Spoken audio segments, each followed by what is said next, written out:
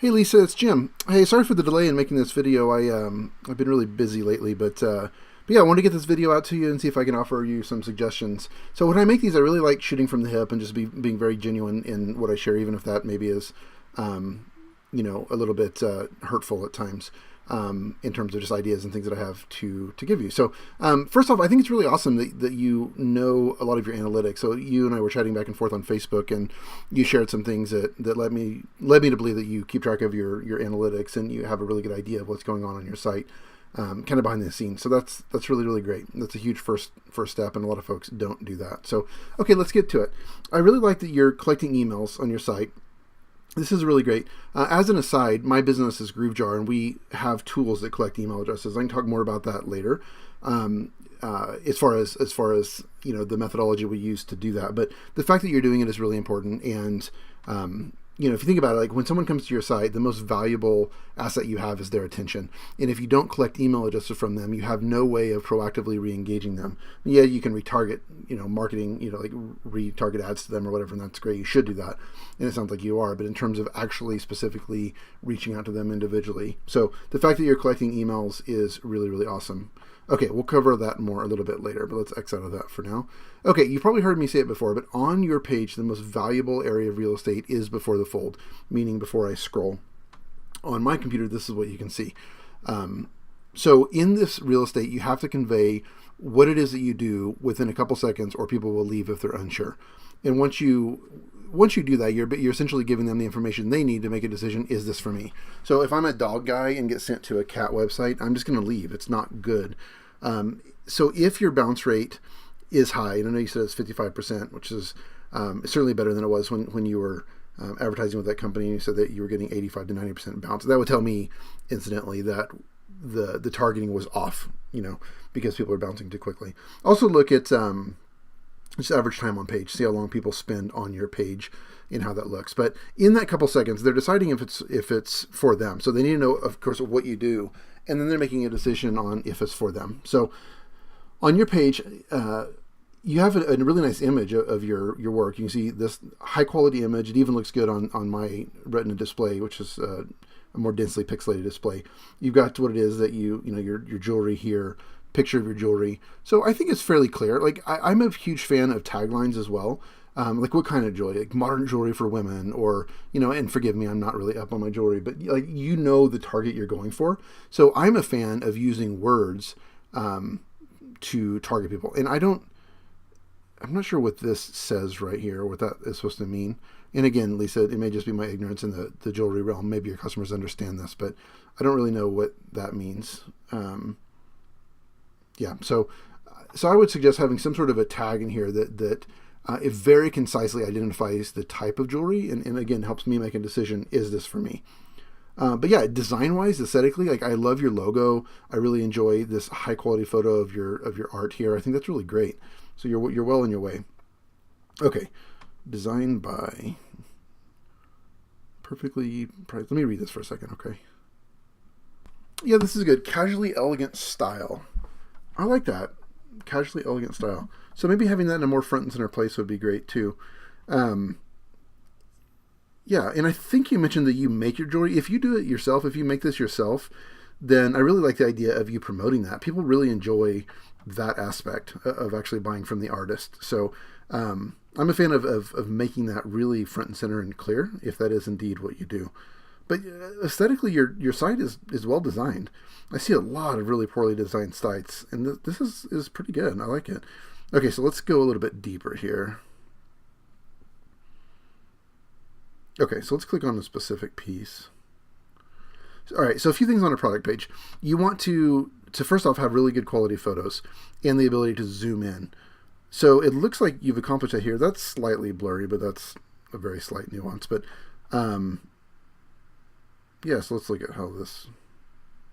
Yeah, I mean, I think that represents the product well, especially the price point that you're at. At least I would make sure that all of your pictures are really clear and crisp. But I think it's good. I think that you've done a good job capturing that aspect of of a sales page.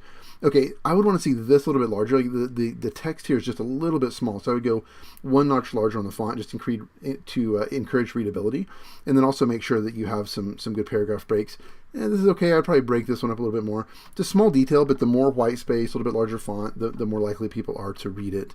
And you can get an idea of how long people spend on these specific product pages to kind of get an idea of if they're likely reading it or not. So let me read your description here. Okay, so it looks like you have an exit intent pop-up that just came up, which is good. I wonder how that's working out for you. I'm glad that you're really trying everything you can to capture people's information before they leave. So that's awesome. So Lisa, one of the things that's really important on a product page is that you list specifications. Like, you've got to do that, right? The type of material that's used, some of the details about how it's made or whatever. But even more important than that, and what should be primary, are the benefits. Think about the emotional words that sell. Like, think about your target customer and bring that down to one specific person, to her, right? Think about who that is and write for that person. You're really dipping into that here, which is really awesome. So you talk about that stands for self-control, decision-making, intuition, powerful protection stone. So just relate that to me. So what are the emotions here? The fact that you're doing it is incredible. And I would make this front and center, first, right? So benefits should come first, then specifications. But work on relating this a little bit to me. Make it more personal. Think about the emotions that you feel when you wear your jewelry. It's gives you confidence, makes you, feel empowered, or elegant, classy, sexy, like whatever those emotions are, captivate that and sell with those powerful words here. So really work that, massage that into your copy. But it's good. Like, I have very little critical to say about this. I would work that angle a little bit more, but this is far and away better than many that I have seen. So I think it's really great. Okay, and then also reviews are so critical, and I know that it takes time to get reviews on these product pages. Think about it, like when I go to Amazon, if a product doesn't have reviews, I just don't buy it. I don't want to be the first one, and that sounds terrible, but it's just a reality of where we're at. Nobody likes to be the first to try something out. So if you can encourage people to write reviews, think about like, if they buy a product, follow up with them to ask for a review. And if you don't hear it first, keep following up. I mean, don't take their lack of response as a no, just that they're busy. And maybe even consider incentivizing them with a coupon or some other benefit to writing your review. Like, it's that important to get reviews on all of these product pages. So I definitely encourage you to do that. Okay, so suggesting other products, that's definitely a given, and a lot of people miss that. So I'm glad that you've included that here. So that's really great. Okay, let me see if there's anything else that I want to bring up.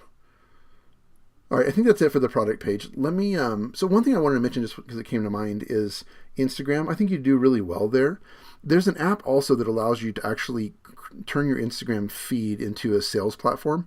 You can actually sell directly from there. And it does look like you're on Instagram. Yeah. Cool. Yeah, I would keep working this. Looks good. Definitely a good platform for you. And also wanted to bring up, if you go to GrooveJar.com and click on blog right here, I recently wrote a pretty in-depth article on making a strong first impression on your site. Click on this first article right here. I would just recommend taking a look at this. You can I have some examples here of what makes a really good first impression and what makes a bad first impression and why those are important. So I recommend, in light of what we're talking about, giving that a read if you have a moment. Okay, so let's look at your About page. That's another super important page. Let's see if I can find it 1 second here. Okay, Lisa, so I did find it here, and that's great. It was a little bit difficult to find. I mean, this is so important. If you think about it, people do business with people, not with brands, especially in this kind of a niche. So I wouldn't make it difficult to find your About page. I would definitely list it in the header here.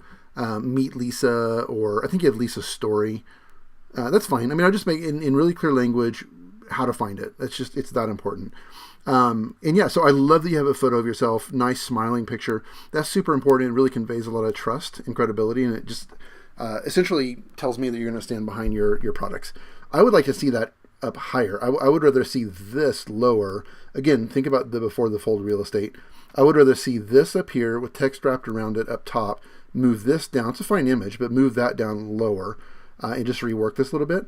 Also, I would go one click bigger on your font and increase your white space here. So paragraph break right here, at least one, maybe two.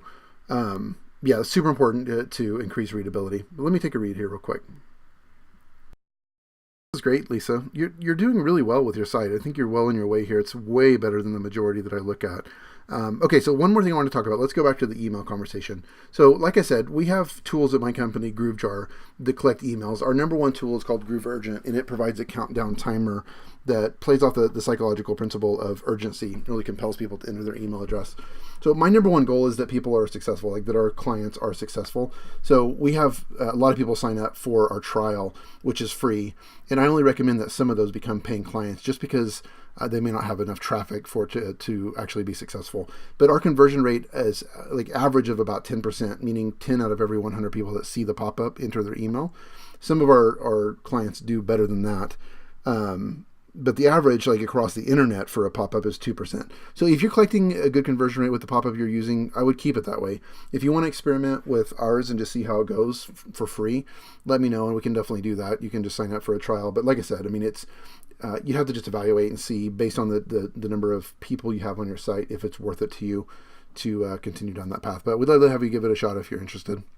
So that's it, Lisa. That's all I've got for you right now. Let me know if you have any specific questions or want to take a deeper dive on anything. Hope you've had a great vacation this week, and I'll talk to you later. Take care.